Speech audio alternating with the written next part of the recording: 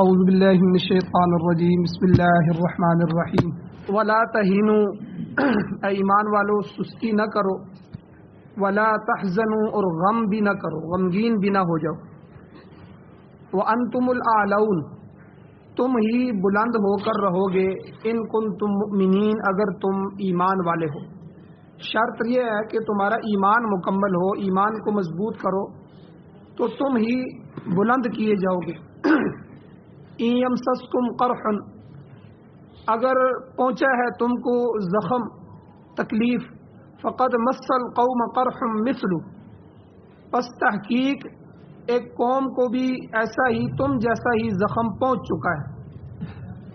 وتلک الایام، یہ زمانے کے دن ہیں، نداولوها بین الناس، ہم لوگوں کے درمیان ان دنوں کو گردش دیتے ہیں، ہم ان دنوں کو گھماتے ہیں، اپنا اپنا نمبر آتا ہے، یہ دن گھومتے رہتے ہیں۔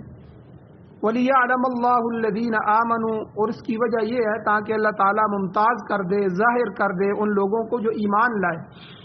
اور دوسری وجہ وَيَتَّخِذَ مِنْكُمْ شُهَدَاءَ، تاکہ اللہ تعالیٰ بنائے تم میں سے شہید، شہادت کی نعمت اللہ تم کو عطا فرمائے۔ وَاللَّهُ لَا يُحِبُّ الظَّالِمِينَ، اور اللہ تعالیٰ ظالم لوگوں کو، بے انصافی کرنے والوں کو پسند نہیں فرماتے۔ وَلِيُمَحِّصَ اللَّهُ الَّذِينَ آمَنُوا، اور یہ اس وجہ سے بھی ہے کہ تاکہ اللہ تعالیٰ پاک کر دے ایمان والوں کو، ان لوگوں کو جو ایمان لائے اللہ ان کو پاک کر دے۔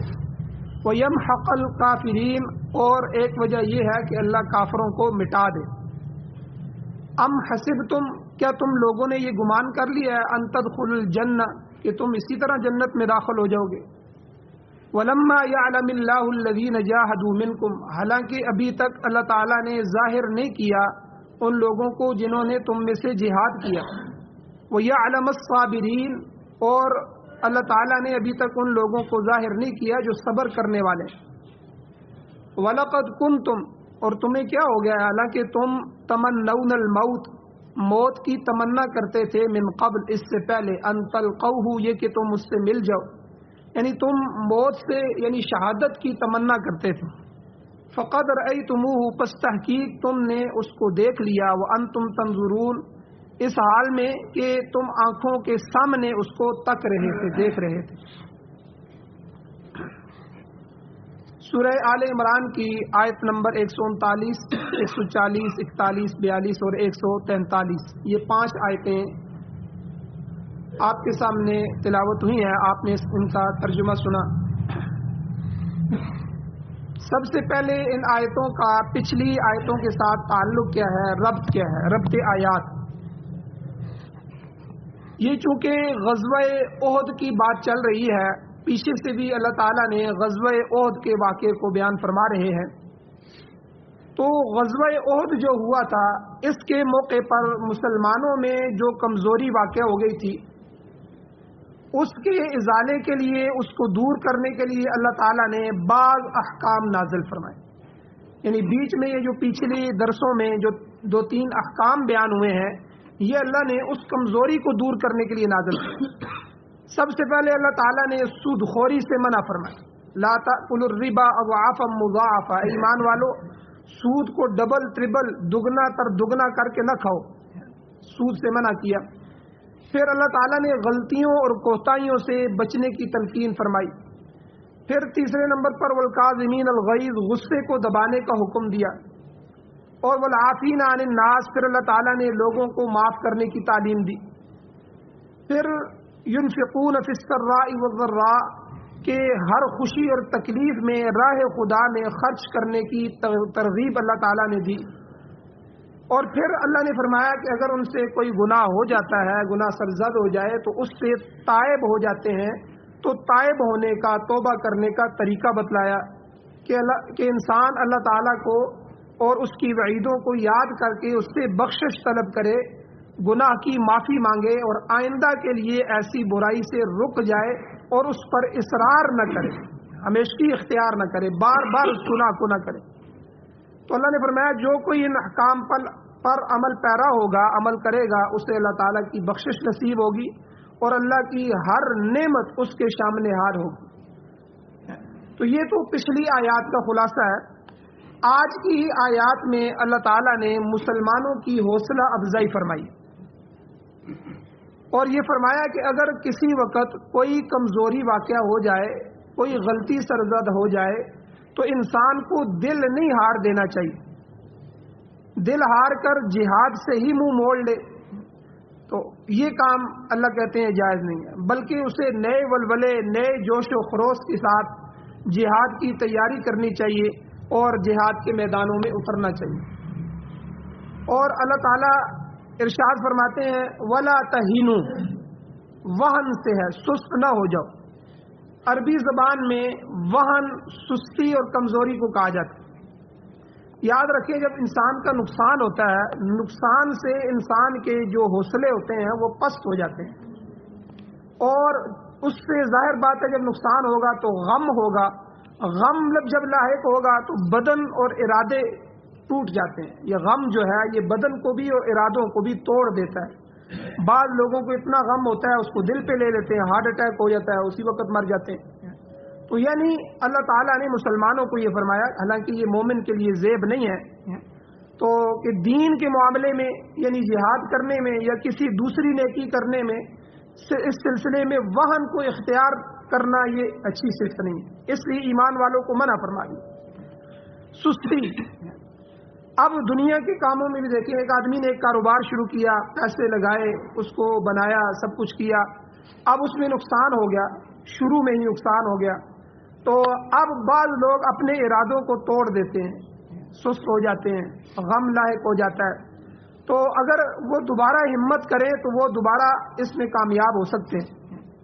تو اسی طرح دین کے معاملات میں جب جہاد میں نقصان ہو جائے، جہاد میں شہادتیں ہو جائیں، جہاد میں جو ہے کچھ بھی معاملات ہو جائیں تو اس میں اللہ تعالیٰ نے فرمایا سستی نہ کرو۔ اور یہ جو وہن ہے، وہن حدیث شریف میں آتا ہے کہ حضور نے اس حدیث میں وہن کی مذمت فرمائی۔ حضور نبی کریم صلی اللہ علیہ وسلم نے فرمایا اے میرے صحابہ، جب تمہارے اندر وہن پیدا ہو جائے گا اس امت میں تو تمہاری حالت تنزلی اور پستی میں چلی جائے گی۔ تو صحابہ نے عرض کیا کہ حضور یہ وہن کیا ہے؟ مل وہن یا رسول اللہ؟ تو حضور علیہ الصلوۃ والسلام نے فرمایا حب الدنیا و کراہیت الموت، دنیا کی محبت اور موت کی کراہت اور نفرت تمہارے دل میں پیدا ہو جائے۔ یاد رکھیں کہ دنیا کی محبت اور موت کی محبت، موت کی یاد، یہ دونوں ضدیں ہیں، یہ ایک دل میں جمع نہیں ہو سکتی۔ جس دل میں دنیا کی محبت بڑھتی جائے گی وہ موت سے ڈرتا جائے گا، کہیں میری موت نہ آ جائے، بڑی مشکل سے میں نے مکان بنائے ہیں، بڑی مشکل سے یہ کارخانہ کھڑا کیا ہے، اب موت آ کے کہیں جو ہے اس کو چھین نہ لے، وہ موت سے ڈرتا رہے گا۔ اور جس کے دل میں موت جو ہے اس کی آخرت کی فکر ہوگی، موت کی فکر ہوگی، اس کی دنیا پھیکی ہو جائے گی، وہ دنیا کو کچھ بھی نہیں سمجھے گا، ہر وقت اس فکر میں رہے گا کہ میں یہ جو کچھ کر رہا ہوں یہ کرتا رہوں لیکن مجھے آخرت کی فکر کرنی، میری دنیا آخرت کے لیے بن جائے، میری دنیا آخرت کے لیے بن جائے۔ اس لیے جب کبھی موقع آئے گا وہ اپنی دنیا کو دین بنانے کی کوشش کرے گا، اللہ کے راستے میں خرچ کرے گا، اللہ کے ساتھ انویسٹمنٹ کرے گا، اللہ کے ساتھ۔ اللہ قرآن میں کہتے ہیں من ذا الذی یقرض اللہ قرضا حسنا، کون ہے جو اللہ کو قرض حسنا دے؟ حالانکہ اللہ کو قرضوں کی ضرورت تو نہیں ہے، لیکن مطلب کیا ہے کہ میرے ساتھ کون ہے جو معاملہ کرے؟ جو ہم اللہ کے راستے میں خرچ کرتے ہیں، مساجد کی تعمیر میں خرچ کرتے ہیں، مساجد کے اخراجات میں ہم ماہانہ دیتے ہیں یا خرچ کرتے ہیں، یہ ہمارا نہ محلے والوں پر احسان ہے نہ انتظامیہ پر احسان، یہ اللہ کے ساتھ ہمارا تعلق ہے۔ مسجد اللہ کا گھر ہے اور یہ سب کا مشترکہ گھر ہے اور یہ سب کی ذمہ داری ہے۔ تو اس لیے جو آدمی اس میں خرچ کرتے ہیں وہ اللہ کے ساتھ ایک معاملہ کر رہے ہیں، وہ اللہ کو قرض حسنہ دے رہے ہیں، اور جب اللہ قرض حسنہ واپس کریں گے تو پھر کس حساب سے دیں گے؟ اس کے بدلے تو جنت ہی جنت ہوگی۔ تو اس لیے جو ہے اللہ تعالیٰ کے نبی نے فرمایا کہ یہ وہن جو ہے میرے صحابہ حب الدنیا و کراہیت الموت، کہ جب تم دنیا سے محبت کرنے لگو گے اور موت سے نفرت کرنے لگو۔ حالانکہ ایمان والے کو بچہ جب پیدا ہوتا ہے تو سب سے پہلے اس کے کان میں اذان دی جاتی ہے، اس کے دوسرے کان میں اقامت کہی جاتی ہے۔ مطلب یہ ہے کہ تمہیں اللہ کی ذات کے لیے تم دنیا میں آئے ہو، اللہ نے تمہیں پیدا کیا، اور محمد الرسول اللہ اشہد ان محمد الرسول اللہ سے حضور کا تعارف کروایا جاتا ہے اور آخرت کی فکر دلائی جاتی ہے، تو تمہارا مقصد یہی ہوگا۔ دنیا میں آنے کا مقصد دنیا کمانا نہیں ہے۔ یاد رکھیں، جو آدمی دنیا کما کے چلا گیا، لوگ کہتے ہیں یہ بڑا کامیاب ہو گیا، دنیا کے اعتبار سے بھلے وہ کامیاب ہو، لیکن آخرت کے اعتبار سے آخرت کا جو سکہ ہے وہ اعمال کا سکہ ہے۔ یاد رکھیں، آخرت میں کوئی روپیہ، کوئی سونا، کوئی چاندی، کوئی جو ہے یہ چیزیں نہیں ہوں گی، کوئی دنیا کے درم دینار نہیں ہوں گے، بلکہ آخرت کا سکہ اعمال کا سکہ ہوگا۔ اس وقت اعمال چلیں گے، اعمال کو تولا جائے گا، اعمال کا اعمال سے تبادلہ کیا جائے گا۔ دنیا میں ہم کسی کا اگر حق دبا لیتے ہیں، جرگے میں فیصلہ ہو جائے تو اس کا حق واپس کر دیتے ہیں، یا ویسے ہی دل میں آیا تو پیسے موجود ہیں، زمین موجود ہے، اس کو دے دی، واپس کر دیا۔ لیکن اگر اسی طرح کسی کا حق مار کے حقوق العباد میں سے چلے گئے اور اللہ کے سامنے پیش ہو گئے، وہاں جب فیصلہ ہوگا وہاں تو یہ دنیا نہیں ہوگی کہ ہم واپسی میں اس کے پیسے لے لو، جی اس کی پراپرٹی ضبط کر لو، یہ اس کو واپس کرو، وہاں تو یہ چیزیں نہیں ہوگی، وہاں اعمال کا تبادلہ اعمال سے ہو۔ حضور علیہ الصلوۃ والسلام نے صحابہ کو سمجھانے کے لیے فرمایا، میرے صحابہ مجھے بتاؤ میری امت کا فقیر کون ہے، مفلس کون ہے؟ حضور نے فرمایا، صحابہ نے فرمایا کہ حضور ہم تو یہی سمجھتے ہیں کہ جس کے پاس پیسے نہ ہو، پہننے کے لیے کپڑا نہ ہو، کھانے کی اس کی دقت آ رہی ہو، تو یہی آدمی فقیر ہے، غریب آدمی ہے۔ حضور نے فرمایا کہ نہیں، میری امت کا مفلس، میری امت کا فقیر وہ آدمی ہوگا جب قیامت والے دن اللہ کے سامنے پیش کیا جائے گا تو اس کے پاس اتنی نیکیاں ہوں گی، پہاڑوں جتنی نیکیاں، بے شمار زکوٰۃ، بے شمار صدقے، نماز، نوافل، اشراق، تہجد، تلاوت قرآن پاک، اور اسی طرح حج، عمرے، ٹھیک ہے، یہ ساری نیکیاں اس کے پاس بے شمار ہوں گی اور پہاڑوں جتنی ہوں گی، لیکن ساتھ ہی اس نے حقوق اللہ تو ادا کیے ہوں گے، لیکن لوگوں کے حق، حقوق العباد غصب کیے ہوں گے، لوگوں کے حق مارے، کسی کی چوری کر لی، کسی کے پیسے دبا لیے، کسی کی زمین دبا لی، کسی کی جو ہے دوسرے معاملات کے اندر دھوکہ دے دیا، کسی کو جو ہے دھوکہ دے کے کوئی چیز بیچ دی، اور اسی طرح یہ ساری چیزیں حقوق العباد کے نقصان کے اندر آئیں گی۔ اب پھر کیا ہوگا؟ حضور نے فرمایا پھر اللہ تعالیٰ فرمائیں گے کہ اس کی نیکیاں لو اور اس کے پلڑے میں ڈالتے جاؤ۔ اب ہر حق کے بدلے میں اس کی نیکی، بلکہ ایک حدیث ہے، حدیث کا مفہوم ہے کہ جو آدمی کسی کا دنیا میں ایک درم، ایک روپیہ، ایک درم کسی کا لے لیتا ہے، غصب کر لیتا ہے، کل قیامت والے دن 600 مقبول نمازیں اس کے بدلے میں دی جائیں، 600 نمازیں ایک درم کے بدلے میں، اور ہم تو ہزاروں روپے، لاکھوں روپے دبا کے بیٹھے ہوئے ہیں، اور ساتھ تہجد بھی چل رہی ہوتی ہے، تلاوت بھی چل رہی ہوتی ہے، اور ہر چیز چل رہی ہوتی ہے، تو اس لیے فکر کی بات ہے۔ تو حضور نے فرمایا کہ اس کی نیکیاں جو ہے ان حقوق لینے والوں کے پلڑوں میں ڈالی جائیں گی، یہاں تک کہ اس کی نیکیاں ختم ہو جائیں، لیکن حقوق والے باقی ہوں گے۔ اب کیا کیا جائے گا؟ حضور نے فرمایا اب اللہ تعالیٰ فرمائیں گے کہ ان لوگوں کے گناہ کم کر دو، ان کے گناہ اٹھاؤ، اس کے پلڑے میں ڈالتے جاؤ۔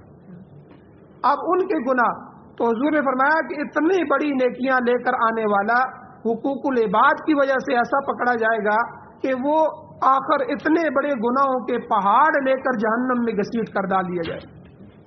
تو اس لیے جو ہے حضور نے یہ حدیث میں یہی فرمایا، ولا تہینو کے اندر حدیث میں کہ حب الدنیا و کراہیت الموت، کہ دنیا کی محبت اور آخرت جو ہے موت کی کراہیت، ناپسندیدگی، یہ تمہیں لے ڈوبے گی۔ جب یہ آ جائے گی تو سمجھ لو کہ تم پستی میں چلے جاؤ گے اور تم گرتے جاؤ گے، تمہارے جو ہے معاملات کمزوری اور جو ہے سستی کی طرف چلے جائیں گے۔ ایک حکم تو یہ دیا صحابہ کو کہ بھائی کوئی بات نہیں، غزوہ احد میں تمہارا نقصان ہوا ہے تو کوئی بات نہیں، اس سے اپنی ہمتوں کو نہ توڑو۔ جتنے صحابہ شہید ہوئے ہیں یا مڑ کے جو انہوں نے دوبارہ حملہ کیا ہے اس سے نقصان ہوا ہے، تو تم نے اپنی ہمت کو کمزور نہیں کرنا۔ مومن کبھی ہمت نہیں ہارتا۔ ولا جو ہے تہینو، تم سست نہ پڑو، ولا تحزنو، دوسرا حکم فرمایا کہ بھائی جو نقصان ہو چکا ہے اس پر غمگین نہ ہو۔ تو غم کو ہلکا کرنا یہ شریعت کا مزاج ہے۔ جب آدمی غم کے اندر آئے تو دوسروں کو بھی حکم دیا گیا کہ بھائی اس کے غم میں اس کا ڈھارس بنو، اس کے غم کو ہلکا کرو۔ اور اسی لیے جب آدمی کی فوتگی ہو جاتی ہے تو شریعت نے خود دن مقرر کر دیے. حالانکہ والد فوت ہو جائے یا کوئی قریبی رشتہ ہو جائے فوت ہو جائے تو آدمی کا تو دل جو ہے بالکل ختم ہونے لگتا ہے. اولاد میں سے کوئی چلا جائے تو یہ نقصان ہوتا ہے, اس سے غم ہوتا ہے. تو اللہ نے 3 دن مقرر کر دی. صرف اس بیوی کے لیے کہا ہے کہ وہ 4 مہینے 10 دن اس کا غم ہے, چونکہ اس کی عدت ہے اور عدت میں بہت سارے معاملات ہیں, تاکہ اس نے دوسری جگہ نکاح کرے یا نہ کرے, لیکن اس میں اس کے لیے عدت ہے. تو باقی عام بندوں کے لیے 3 دن. 3 دن میں پہلے دن میں غم زیادہ ہوتا ہے, اس لیے محلے والوں کو رشتہ داروں کو کہا گیا کہ آپ ان کے کھانے کا بندوبست کریں. ان کا دل نہیں ہوگا زبردستی بھی بندہ ان کو ترغیب دے کے کھلائے, رات سے نہیں کھایا ہوگا, پورے 4 پیر گزر گئے نہیں کھایا ہوگا, کیونکہ غم میں ڈوبے, ان کا بندوبست کریں. اور ہمارے ہاں کیا ہوتا ہے, ان بیچاروں کو میت پڑی ہوتی ہے, لوگوں کے کھلانے کی فکر ہو جاتی ہے, ان کو کھلائیں گے کہاں سے. اگر کسی کو نہیں کھلائیں گے تو لوگ باتیں کریں گے, برادری آئی ہے, رشتہ دار آئے ہیں, تو غم کو لوگ بھول جاتے ہیں اور وہاں دیگیں کھڑک رہی ہوتی ہیں اور ان کی فکر ہو رہی ہے. تو یہ انتہائی معیوب بات ہے. اسلام میں اس کی بالکل حوصلہ شکنی کی گئی ہے, حوصلہ افزائی نہیں کی گئی.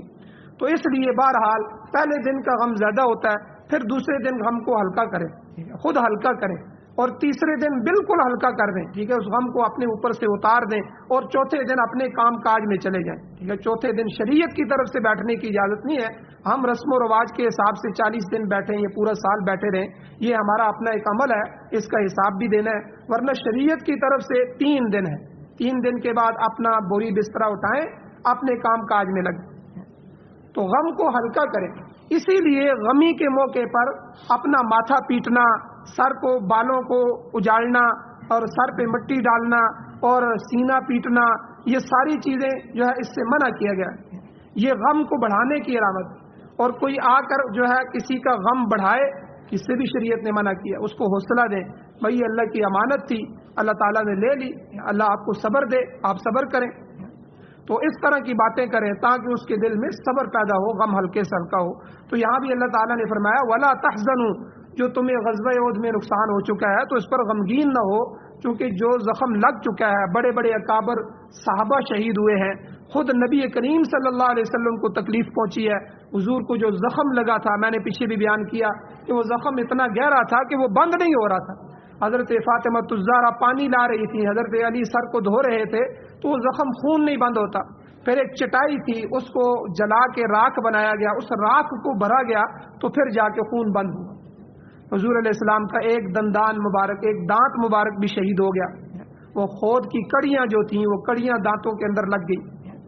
تو یعنی اتنا بڑا نقصان ہوا. تو اللہ تعالیٰ نے فرمایا اس پر غمگین نہ ہو, سستی نہ دکھاؤ. یہ درست ہے کہ اس موقع پر بڑی تکلیف پہنچی ہے, مگر اس وقتی شکست میں بھی اللہ تعالیٰ کی بہت سی حکمتیں پوشیدہ ہیں جو تمہاری بالآخر کامیابی پر منتج ہوں گی. نتیجہ تمہیں جو ہے وہ کامیابی کی صورت میں ملے گا. آگے اللہ تعالیٰ فرماتے ہیں یاد رکھو, اللہ نے ضابطہ بیان فرمایا وَأَنْتُمُ الْأَعْلَوْنَ إِن كُنتُم مُؤْمِنِينَ, اگر تم ایمان پر قائم رہو گے تو دشمن کے مقابلے میں تم ہی بلند رہو گے. اللہ تعالیٰ کو تمہارے ساتھ وعدہ ہے کہ ایمان کے تقاضوں کو تم پورا کرتے رہو, وہ تمہیں دشمن پر غالب کرتا رہے گا.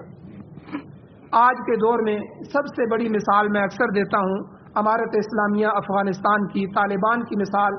یعنی اتنی بڑی دنیا, 60 ممالک سے لڑنا, ٹھیک ہے, اور ان میں سے 6-7 ملک ایٹمی ملک تھے. یاد رکھیں یہ دنیا کی تاریخ میں ایسی جنگ نہیں گزری. اس سے پہلے ہزاروں سال دنیا کو گزر گئے ہیں, لیکن اس تاریخ میں ایسی جنگ اس سے پہلے نہیں آئی, اور شاید دجال سے پہلے ایسی جنگ قیامت تک بھی نہ آئے کہ جس میں ایک طرف نہتے مسلمان ہو, جن کے پاس نہ ایٹم ہو, نہ اسلحہ ہو, نہ پاؤں میں ڈھنگ سے پہننے کے لیے جوتی ہو, نہ پورا کپڑا ہو, نہ کھانے کے لیے پیاز رکھا ہوا ہے, لسی سے کھانا کھا رہے ہیں, جن کے پاس کھانے کی چیزیں بھی وافر نہ ہو, پوری نہ ہو. اس قوم سے لڑنے کے لیے پوری دنیا آ جائے اور 60 ممالک آ جائیں, اور ان میں 6-7 ایٹمی ملک ہیں, اور پوری قوت سے, پوری انٹیلیجنس کے ساتھ آ جائیں, زمین بحر و بر ان کا ہو, اور سمندروں میں ان کے بحری بیڑے کھڑے ہو جائیں, آسمانوں میں فضاؤں میں ان کی ٹیکنالوجیاں کام کرنا شروع کر دیں, نیچے ان کی بری بحری جو ہے وہ فوجیں لڑنا شروع ہو جائیں, اور قوم کے افراد بھی ان کے ساتھ مل جائیں, پوری دنیا ارد گرد کے خطے بھی ان کے ساتھ ہو جائیں اور پھر بھی اللہ تعالیٰ ان کو شکست دے دے، یہ عقل اس کو ماننے کے لیے تیار نہیں۔ لیکن یہ نقشہ ہم نے خود اپنی آنکھوں سے ان سالوں میں دیکھا کہ وہ شکست خوردہ دشمن جب بھاگ رہے ہیں تو ان کو راستہ نہیں مل رہا، نکلنے کا، بھاگنے کا راستہ نہیں ہے۔ کبھی ایک ملک کی منت کرتے ہیں، کبھی روس میں جا کے مذاکرات کرتے ہیں، کبھی قطر میں کرتے ہیں، کبھی پاکستان کے ساتھ ہاتھ جوڑتے ہیں ہمارے مذاکرات کروائے جائیں اور ہمیں نکلنے کا راستہ دیا جائے، ہم سے ٹیبل ٹاک بات چیت کی جائے۔ پھر اللہ نے دنیا کے سامنے ان لوگوں کو، اپنے دشمنوں کو، وہ یہود و نصارہ کو شکست دی کہ جو ہے ناقابل یقین تھی اور تاریخ کے اندر ایک بڑا کردار تھا۔ تو یہ کس وجہ سے ہوا؟ یہی اللہ نے فرمایا وَأَنْتُمُ الْأَعْلَوْنَ إِن كُنتُم مُؤْمِنِينَ، اگر تم ایمان کے اندر پختہ ہوگے، ایمان کامل ہوگا تو تم ہی بلند ہوتے رہو۔ تو اصول کے طور پر یہ بات سمجھائی ہے کہ اہل اسلام کو جب کبھی کوئی پریشانی لاحق ہو جائے تو انہیں اپنا محاسبہ کرنا چاہیے، فوراً اپنے اندر دیکھنا چاہیے کہ کہیں میرے ایمان کے تقاضے کے اندر کمزوری تو نہیں واقع ہوگی، مجھ سے کوئی گناہ تو نہیں ہو گیا، مجھ سے کوئی غلطی تو سرزد نہیں ہوگی۔